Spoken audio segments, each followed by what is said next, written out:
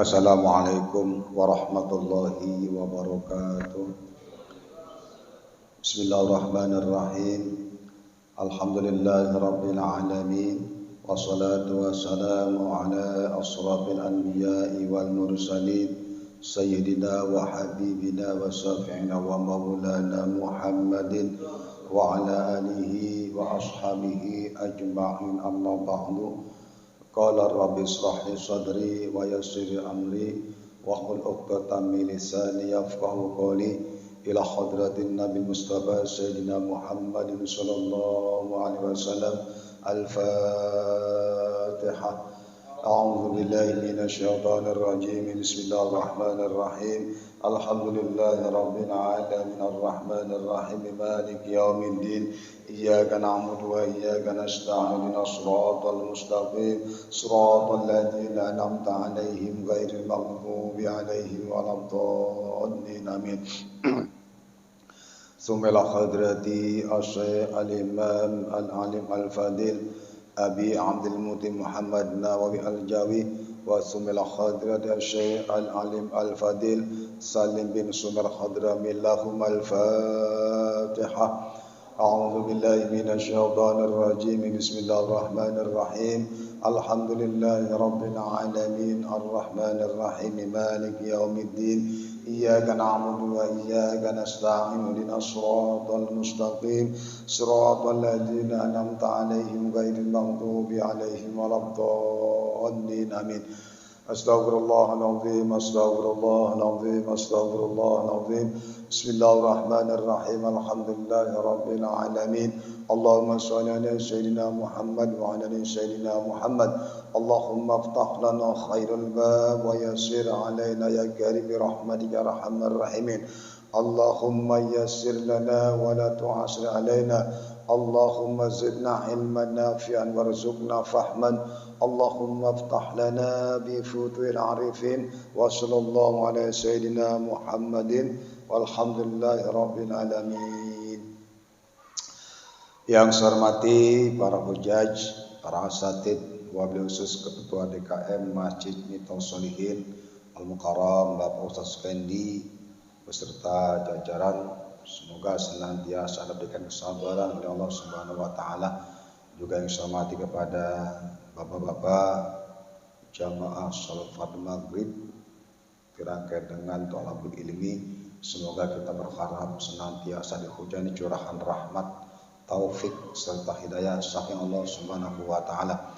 Yang pertama-tama marilah sama-sama kita panjatkan puja dan bersyukur kepada Allah Subhanahu wa taala yang telah menganugerahkan nikmat-nikmat kepada kita, terutama nikmat iman, nikmat Islam, nikmat sehat lahir dan batin.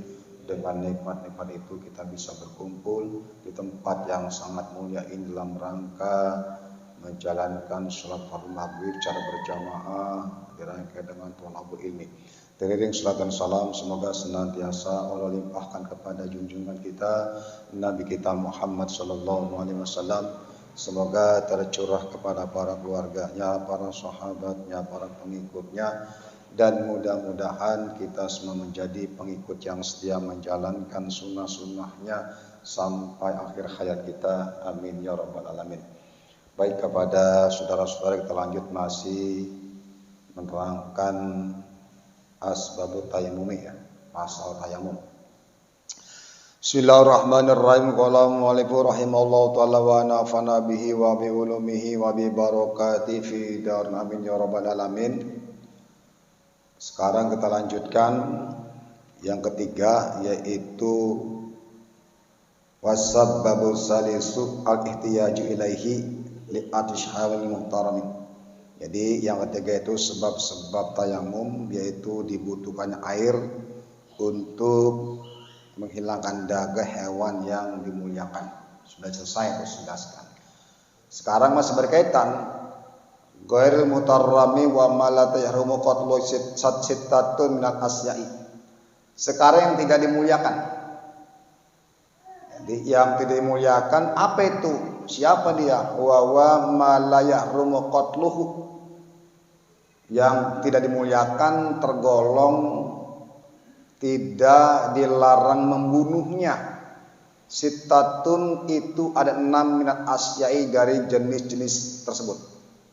Nanti kalau saya mengatakan ghail mutarram saya artikan yang tidak termasuk hewan yang tidak dimuliakan. Kayaknya agak kasar rasanya.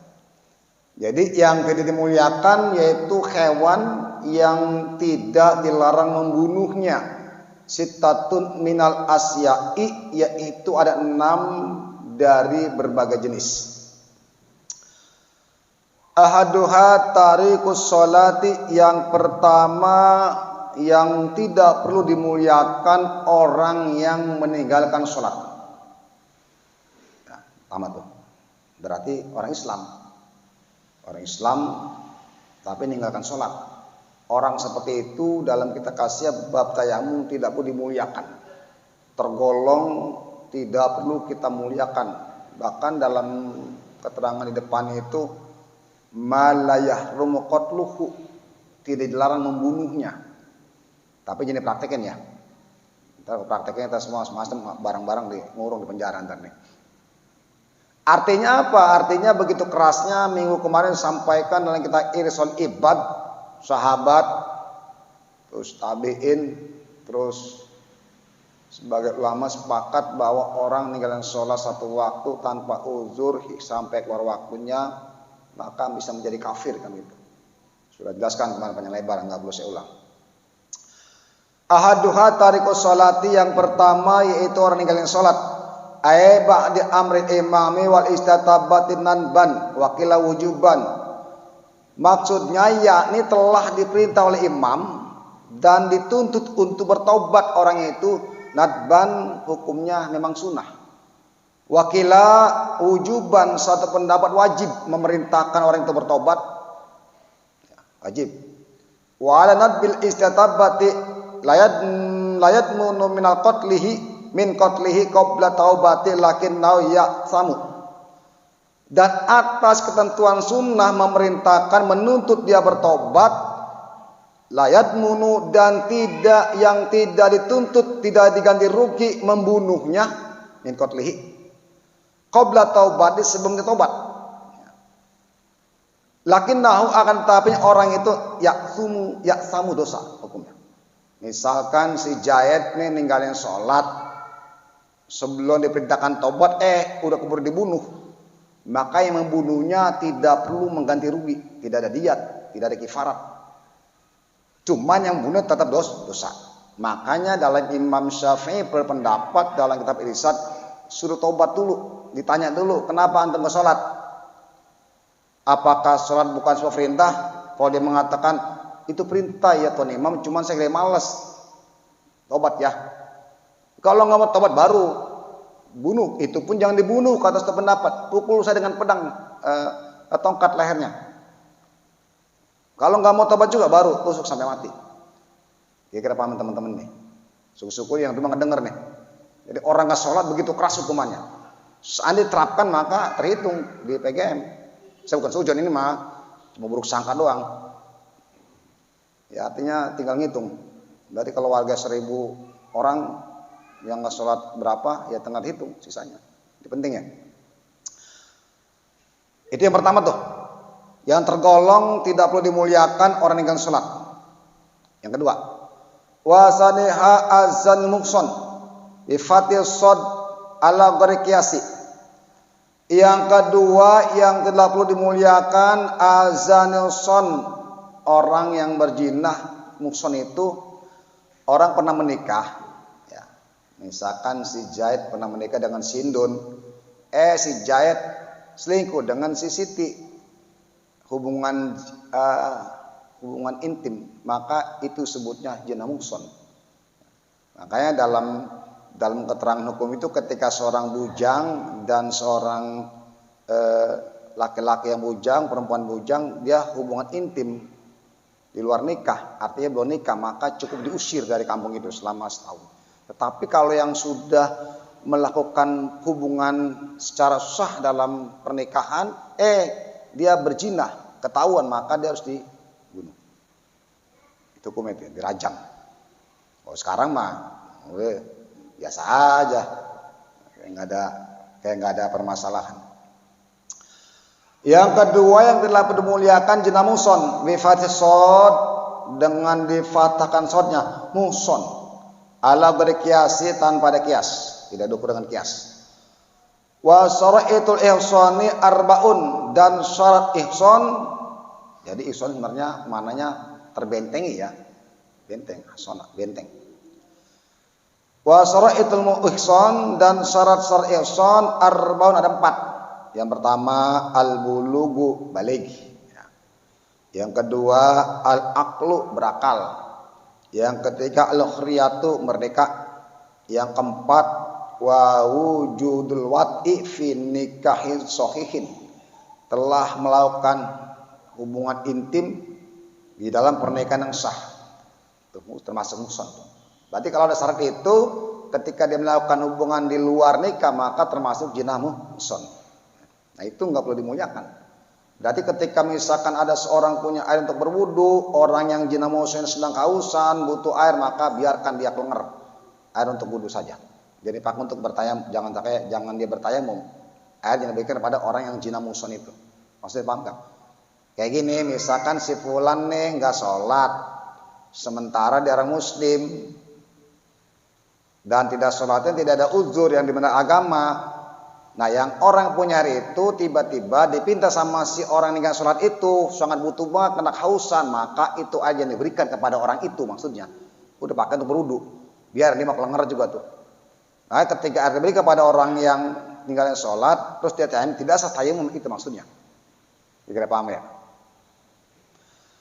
Kemudian yang berikutnya, qala al-imamul Syafi'i idza sabal hurrul baligu imratahu.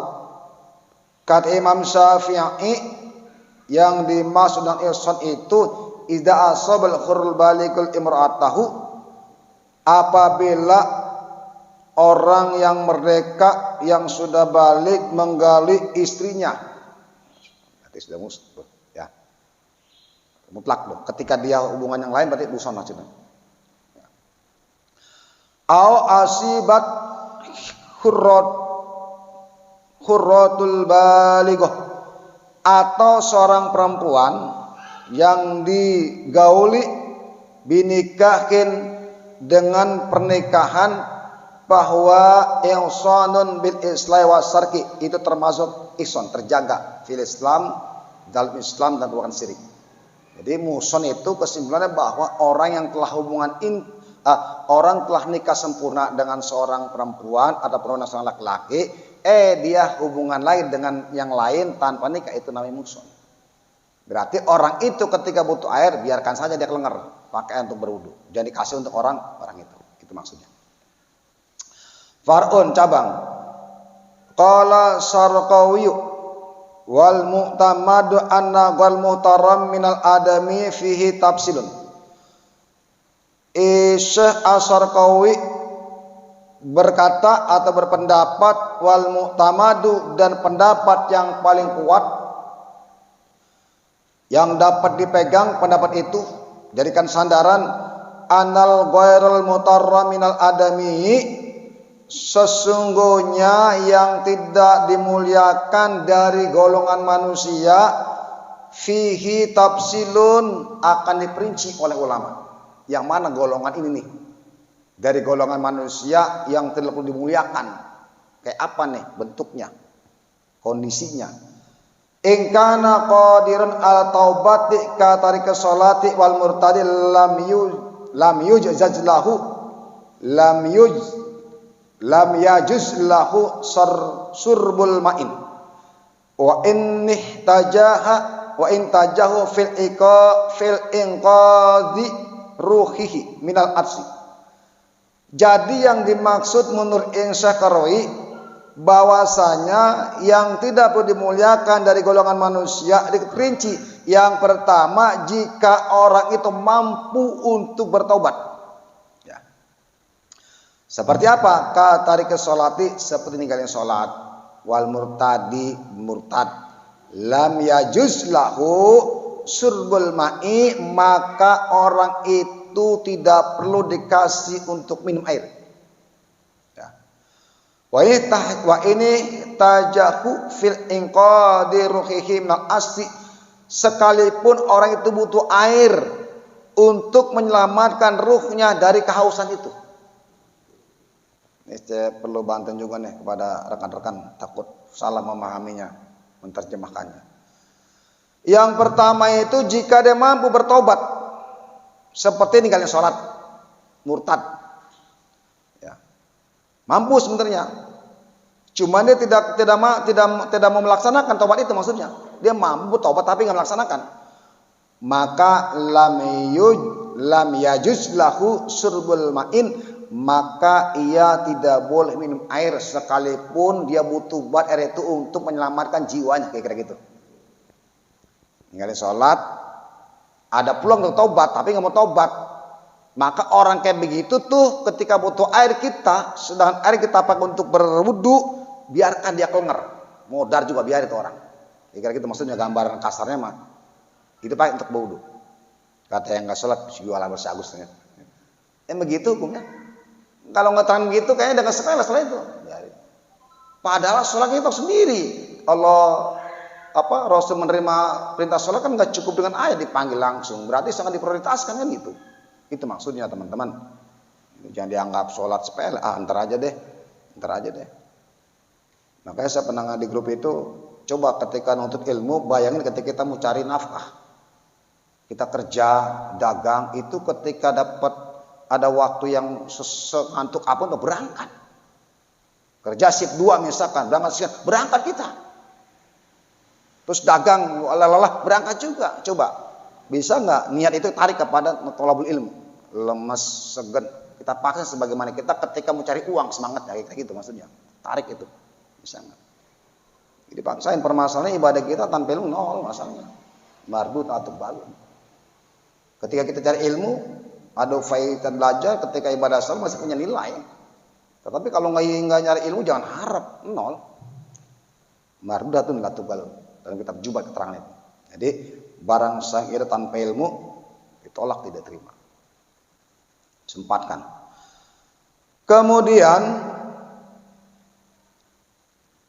yang berikutnya,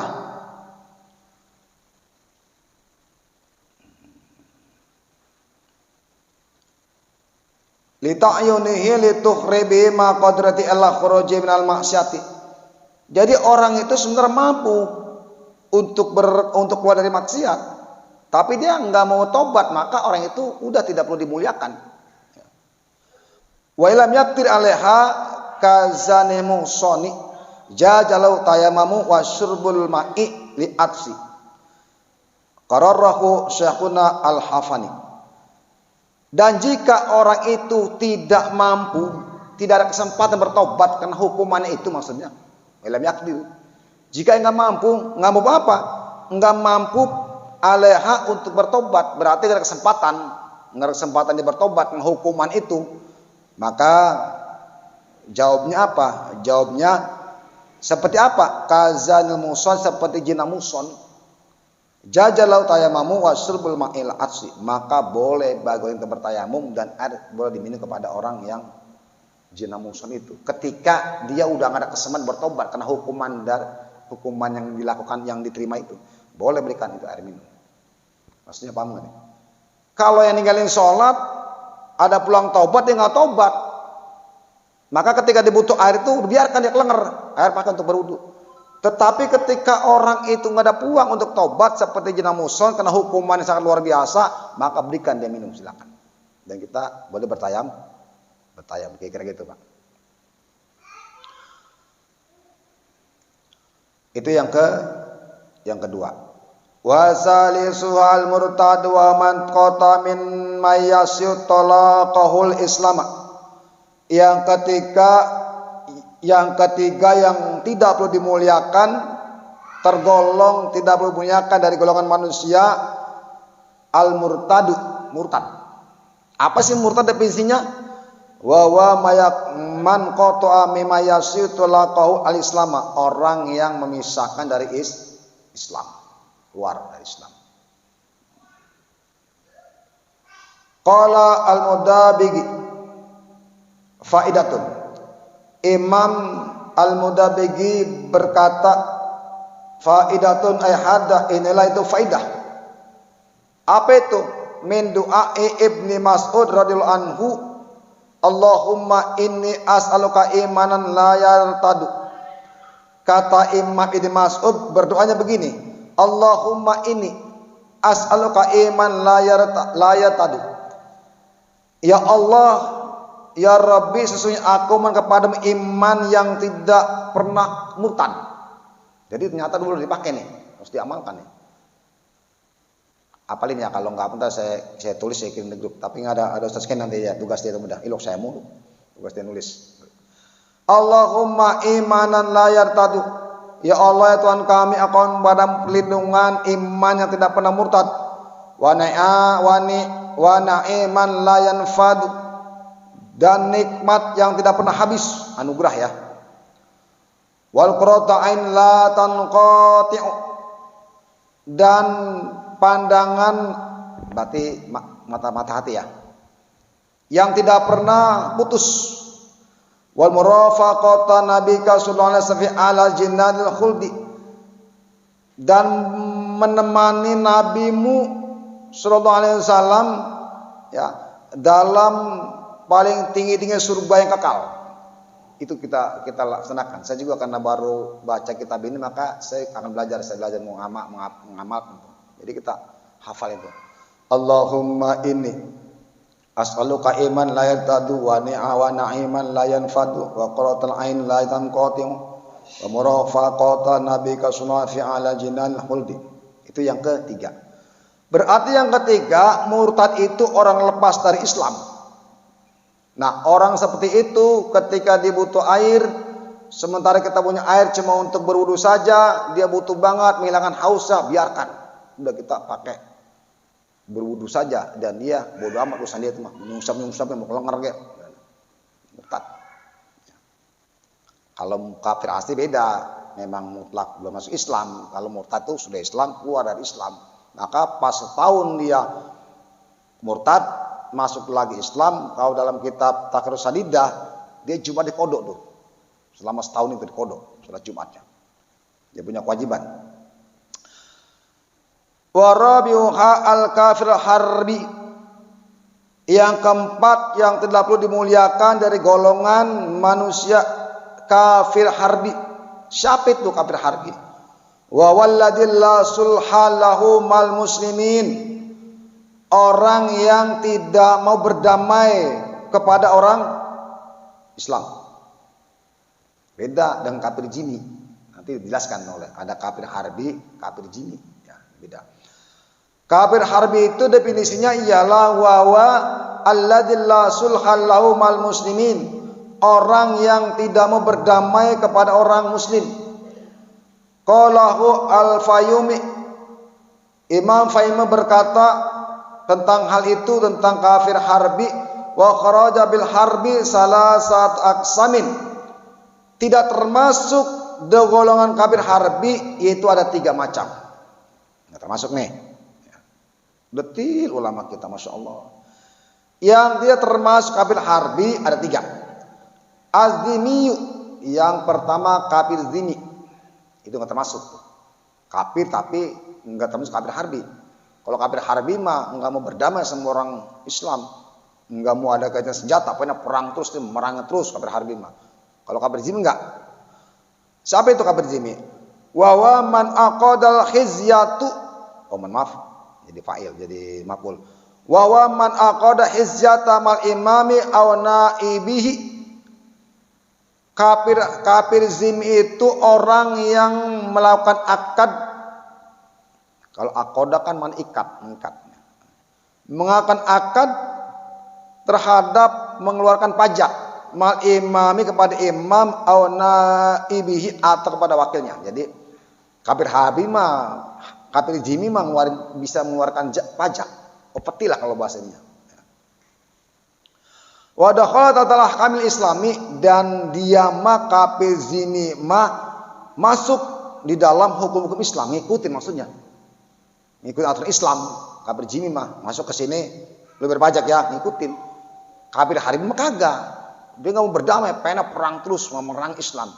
Kalau kafir zimmi mah dia mah mau berdamai ngikutin aturan Islam kayak gitu. Maka terang di sini definisinya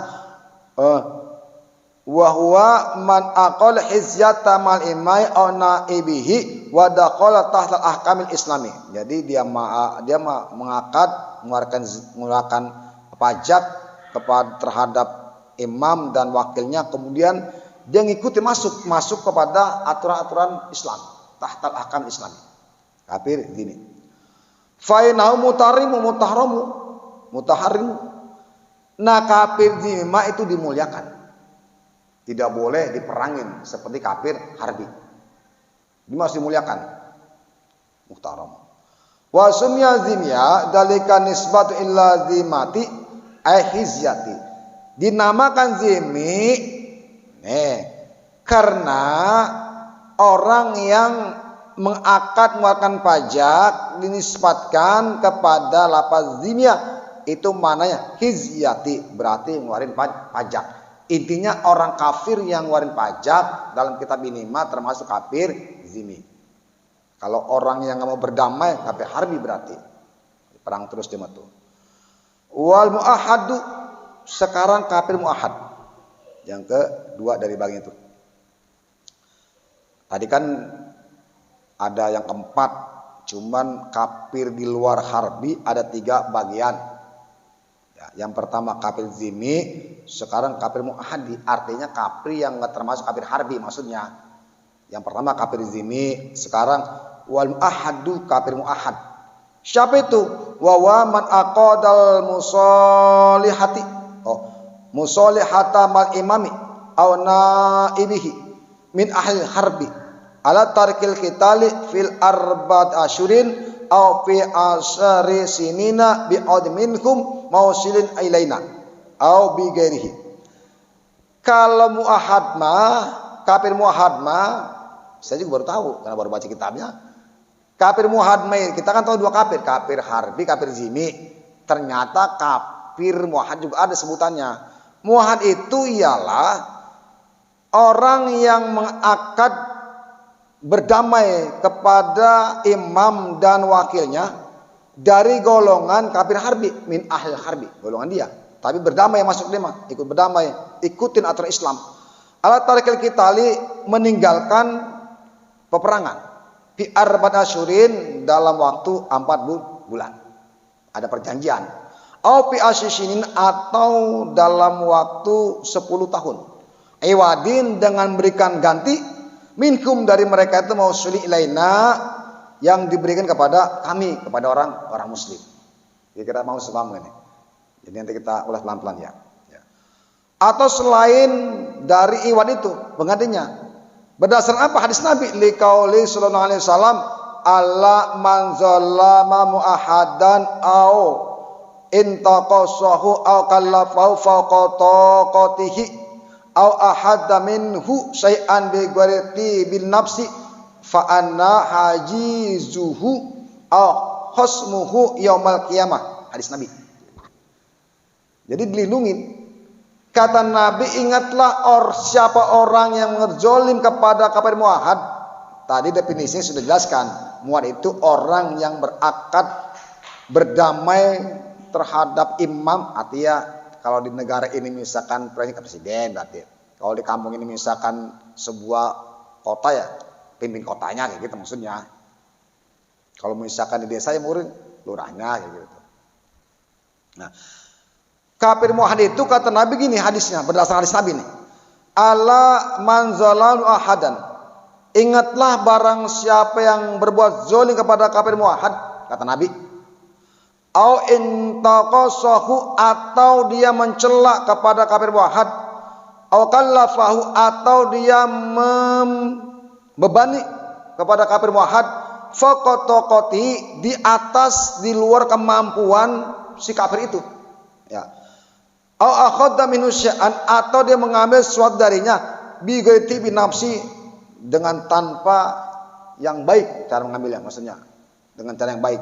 Fa anna hajizuhu, maka aku akan memusuhinya fi yaumil qiyamah, pada hari kiamat. Masya Allah, bisa dibayangkan Nabi saja melindungi orang non muslim, melindungi. Ketika dia mau berdamai ngikuti aturan Islam, lindungi dia. Tetapi ketika dia ngajak perang, perangin dia kan gitu. Kira paham teman-teman ya. Yang sekarang kan terbalik. Jangankan pada non-muslim. Wong satu muslim aja musuhan terus. Satu muslim musuhan terus. Beda pendapat ribut. Malah beda pendapat sebuah hasanah keilmuan. Nggak usah diperdebatkan. Maksudnya nggak usah jadi perbuatan permusuhan. Si A punya pendapat begini, silakan dengar referensinya. Si B begini, ikuti referensinya. Jangan masing-masing menunjukkan dengan ego dan referensinya itu harus kuat. Misalkan hadis Nabi sifat umum nih, itu nggak bisa dengan terjemahan saja, harus ditaksis dengan hadis yang lain, kan begitu. Nggak bisa langsung kita membaca secara baku, kan hadis itu nggak ada yang mesti disyaratkan dengan hadis dengan kitab yang lain. Kayak hadis Arba'in Nawawi kan ada syaratnya lagi. Kalau cuma teks terjemahan saja, berbahaya kita. Bisa salah paham. Kayak Sapinah, tuna aja yang saya baca ini kan nggak bisa saya baca Sapinahnya. Minimal saya baca sarah kasih padu sajanya kan gitu. Kalau saya baca Sapinahnya, lah pusing. An-niyatu, niat. Apa niat ini? Dijelaskan kalau kasih pak, bla bla bla bla. Begitupun hadis. Hadis Arba'in Nawawi itu kalau bicara cuma terjemahan matan saja kita nggak mampu. Maka butuh syarah kitab-kitab yang lain untuk menjelaskan hadis tersebut. Kira-kira paham teman-teman ya. Jadi jangan kita ego baru cuma baca terjemahan terus buat paling sakan paling bener. Enggak juga. Minimal kita tanya pada ahlinya. Coba yang ahli hadis ini syarahnya kitab apa? Coba diterjemahkan dengan baik kan gitu. Jadi nggak bisa hadis itu cuma baca terjemahan kita kuatkan ini yang betul. Enggak juga. Itu teman-teman ya, jangan sampai beda pendapat menjadi sebuah keributan, tapi duduk bareng kita ngobrol mana yang tepat. Jangan ego masing-masing. Hari ini permasalahan dia punya hadis satu, Imam Bukhari Muslim, terjemahannya saja dibaca, sudah dikuatkan menurut dia. Padahal mah syarahnya, oh bukan ini ternyata pengertiannya, oh ternyata ini, baru. Jadi insya Allah kalau kita masing-masing tidak merasa paling pintar, tidak merasa paling benar, tidak ada keributan di setiap komunitas atau setiap halaqah yang diadakan di setiap majlis insyaallah. Berarti kata Nabi, hadis Nabi dasar hukumnya, ingatlah barang siapa yang zalim sama kafir muahad atau dia mencelaknya atau membebani di atas kemampuannya atau mengambil sesuatu darinya tanpa kebaikan atau dengan cara yang baik, saya kata Nabi hajizuhu ayah khamsuhu akan menjadi musuhnya yaumul qiyamah, hari kiamat. Rawahu Abu Daud. Hadis riwayat Imam Abu Daud. Itu. Yang ketiga, kafir zimmi muahad al-mu'aminu. Kafir mu'amin. Ya. Jadi kita kan taunya dua, kafir harbi, kafir jimi. Ternyata kafir jimi, kafir di luar kafir harbi ada tiga kafir. Kafir namanya kafir zimi, kafir muahad sama kafir mu'amin. Al-mu'amminu wa man aqadal amana mal ba'dil muslimin fi arabi asyrin faqat. Kafir mu'amin mah yaitu orang yang berakad minta diamankan ma'al ba'dil muslimin beserta sebagian orang muslim fi arba'at asyrin faqat dalam durasi waktu 4 bulan saja. Faqat. Liqaulihi ta'ala, karena firman Allah Subhanahu wa taala surah At-Taubah ayat 9. Apa bunyinya? Wa in ahadum minnal musyrikin istajarraka fajirhu. Kata Allah Subhanahu wa taala, jika seseorang dari golongan musyrikin, orang musyrik, istajarroka, dia minta perlindungan kepadamu, ya, fajirhu, maka lindungi dia. Coba perhatikan teman-teman. Maka pantaslah di zaman dulu itu, kalau zaman film si Pitung, ya, ini bisa kalian, saya ambil pelajaran di film Spitung itu, ketika orang-orang Tionghoa minta tolong, ditolong Miss Pitung, dilindungi maksudnya. Ternyata pas kita, dia di sini juga ada, dilindungi. Kira dia butuh perlindungan. Al-Quran ternyata. Jadi kata Allah Subhanahu wa Ta'ala berfirman itu, jika seseorang salah satu dari golongan musyrik minta perlindungan dirimu, fa'ajir maka lindungi dia. Idza istamanaka, apabila idza istama ahadun minhum minal qatli fa'aminhu. Maksudnya ialah apabila seorang dari golongan musyrikin minta diamankan kepadamu min qatli dari peperangannya, mau diperangin maksudnya orang itu, fa'aminhum maka selamatkan dia, lindungi dia. Coba teman-teman, kalau Allah sudah perintahkan ya, kepada kita untuk melindungi orang-orang yang beda agama dengan kita, apalagi sama muslim. Makanya kalau sama muslim beribut yang nggak jelas juntrungannya, kalau kata orang jagoan nama, orang munyai mah, kita akan tertawakan orang yang tidak suka dengan keadaan Islam. Jadi jangan masing-masing menunjukkan gua, jangan, duduk bareng, undang yang ahlinya, pecahkan sebuah masalah, jangan sampai terus berlanjut. Kalau non muslim aja suruh lindungi sama Allah, apalagi sama muslim. Kita mah terbulak. Mau muslim ribut, karena ributnya nggak jelas. Kadang-kadang tetangga yang belangsak bukan ditolong, mampus lo, lu sih sama gua, nggak hormat, lu sih ngomongin gua, kacau. Akhirnya mah yang diomongin 11-12 kan gitu. Makanya gampang aja ngeliat hati kita, ketika orang senang kita yang nggak suka, berarti hati kita ada masalah. Lihat orang belangsak kita senang, kita juga ada masalah.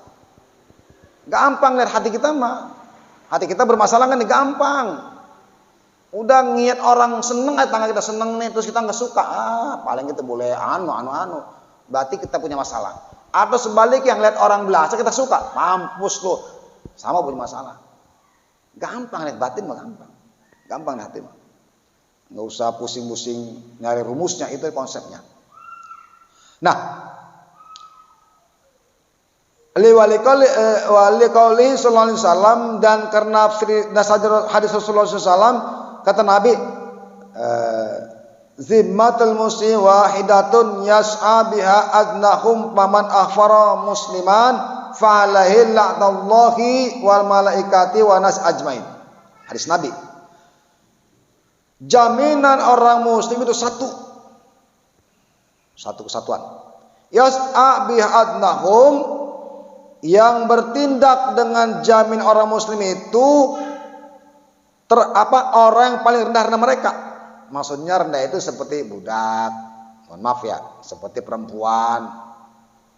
Dia yang menjamin tuh, misalkan menjamin paling rendah dari orang muslim. Paman akhbar musliman, maka barang siap melanggar janjinya kepada orang muslim, fa'alaihi maka wajib terhadap orang itu laknatullah wal malaikati wa nas ajmain, laknat Allah, laknat malaikat dan seluruh manusia. Orang non muslim ya berjanji atau kepada orang muslim walaupun paling rendah atau kedudukannya, misalkan budak atau perempuan, terus dia melanggar perjanjian kepada muslim yang rendah itu, maka wajib bagi dia itu laknat Allah, malaikat dan seluruh manusia. Kira begitu, kira paham sampai sini? Ya. Karena waktu tinggal 5 menit lagi Isa. Sebelum saya tutup, silakan mau tanyakan. Nanti kita sambung minggu depan insya Allah. Ya. Waalaikumsalam warahmatullahi wabarakatuh.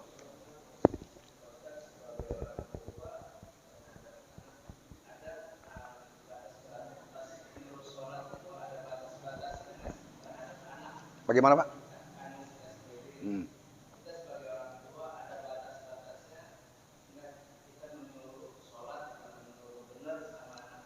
Oh, sama anak kita.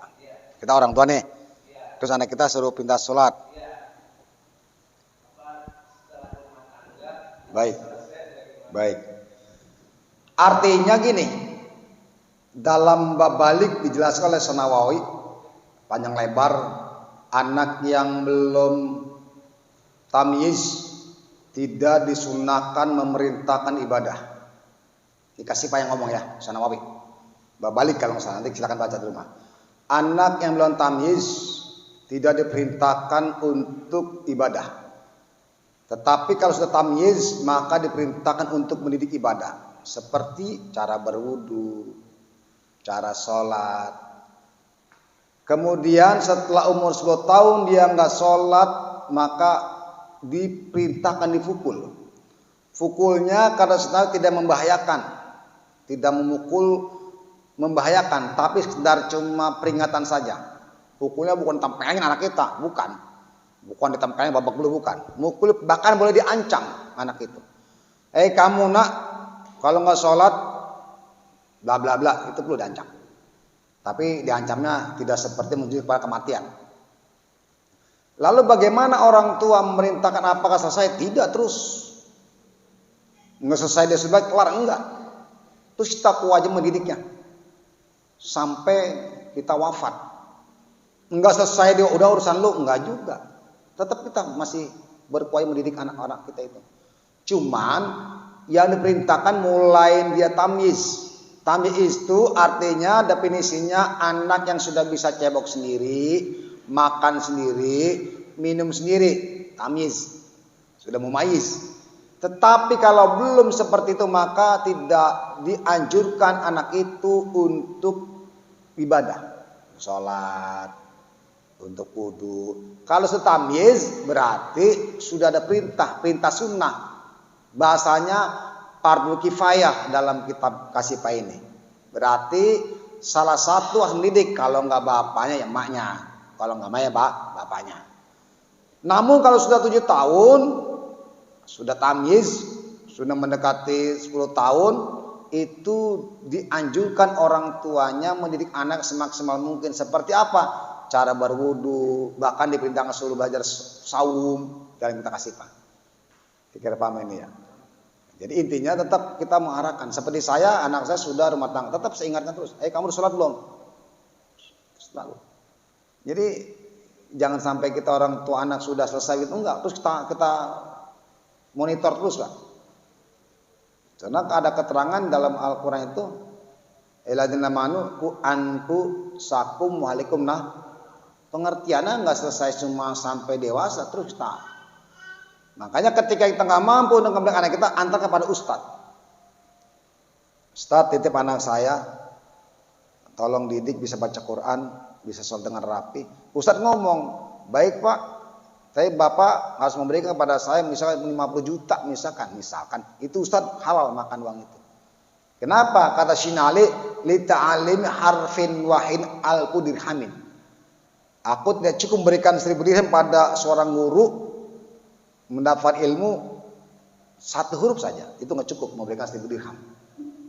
Kalau sekarang 1000 dirham kira-kira 50 juta lah kira-kira, mau tinggal kalikan saja. Artinya kalau kita nggak mampu, antar kepada guru. Jadi kita ngajar kagak, anak kita nggak diajarin, sama guru diantarkan kagak. Nah ini jadi masalah. Itu baru kena tuh. Ku anfusakum walikum nah. Kira-kira paham ya. Jadi intinya teman-teman, makanya sedikit agak saya singgung terkait masalah tamyiz itu. Jadi definisinya itu, dobitnya, anak yang tamyiz itu sudah bisa minum sendiri, makan sendiri, cebok sendiri, tamyiz. Tapi kalau belum tamyiz tidak disunahkan, tidak anjurkan untuk mendidiknya. Walaupun boleh-boleh saja kan gitu. Maksudnya paham kira-kira ya. Tetapi kalau sudah tamyiz sudah bisa makan sendiri, harus maksimal begitu. Fardhu kifayah golongannya. Berarti salah satu mendidiknya. Kalau enggak dosa semua keluarga itu. Itu kan kifayah gitu, fardhu kifayah kan. Kayak di satu kampung ini ada yang meninggal seorang, yang wajib melakukan fardhu kifayah bukan orang biasa yang ngerti itu, kayak Ustadz Sukendi, misalkan kayak Ustadz yang lain, itu punya kewajiban fardhu kifayah. Lah orang awam nggak punya kewajiban, orang ngerti caranya latihnya kan gitu. Berarti yang punya kewajiban kifayah ya ustadz-ustadz yang bisa mengerti tentang sholat jenazah itu. Nah, dalam didik anak dalam rumah tangga, dalam kasih pada jelaskan bab balik itu fardhu kifayah, berarti kalau nggak bapaknya ya emaknya, kalau nggak emaknya bapaknya. Kalau dua-duanya enggak, maka dosa dua-duanya. Kira-kira bisa dipahami ya? Cukup kayaknya ya? Masih ada? Iya, silakan. Assalamualaikum warahmatullahi wabarakatuh.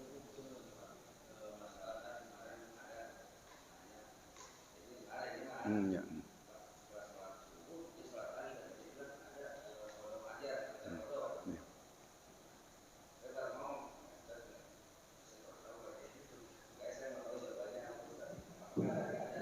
Baik.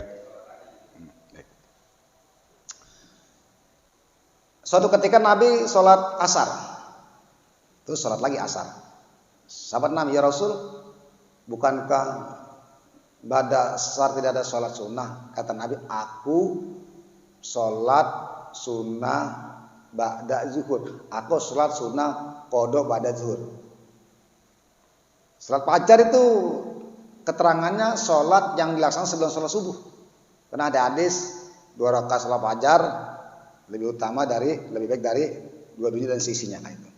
Nah, yang dimaksud itu berarti referensinya tadi tuh dilaksanakannya setelah subuh. Cuman takut timbul fitnah, maka sholat di rumah. Kayak saya kan masih kodok nih. Saya masih kodok Pak. Zuhur, kodok zuhur, asar, kodok asar, subuh, kodok subuh. Cuman saya kalau kodok subuh sama asar di rumah.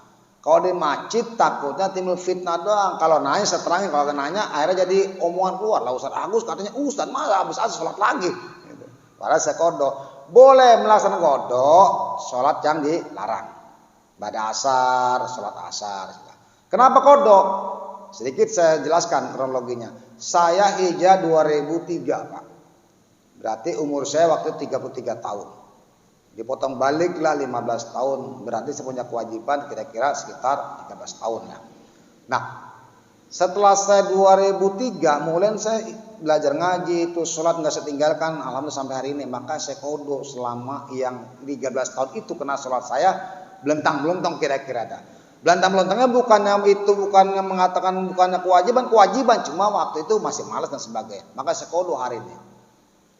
Kenapa? Dalam kitab Irsyad dijelaskan mengkodok sholat itu berartinya cuma cari duit doang buat dirinya sama buat keluarganya, terus tidur. Setelah itu kodok lagi. Maksudnya paham saya ini? Jadi sholat nggak dikodok, cuma dikarenakan waktu itu saya tinggalkan karena memang malasnya saya melaksanakan, terus belum begitu ngaji dan sebagainya. Akhirnya pas saya hijrah 2003 mulai nyari ilmu, mulai ibadah nggak setinggalkan, sholat puasa nggak setinggalkan, saya kodok tuh. Di Irsyad dijelaskan bahwa mengkodok sholat itu berarti cuma cari duit buat makan dia sama untuk makan keluarganya. Kodok lagi. Kalau begitu saya nggak sanggup, maka saya cicil Pak.